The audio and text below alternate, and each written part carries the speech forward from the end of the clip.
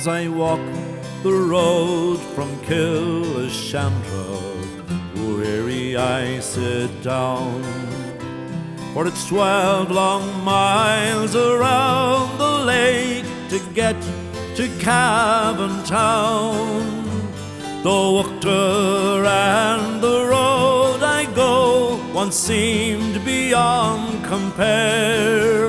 Now I curse the time it takes to reach my Cavan girl so fair. The autumn shades are on the leaves, the trees will soon be bare. Each red coat leaf around me seems the color of her hair.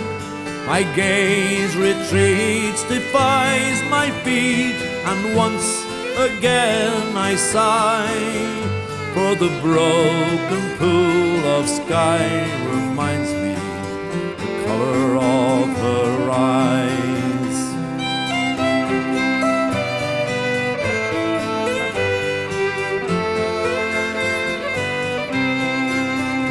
At the Cavan Cross each Sunday morning, there she can be found, and she seems to have the eye of every boy in Cavan Town.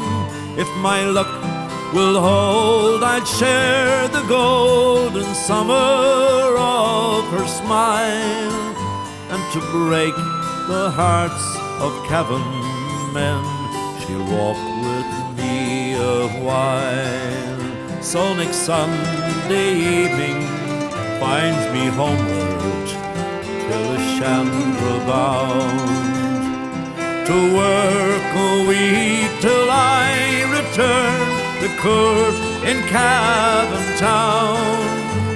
When asked if she would be my bride, at least she'd not said no.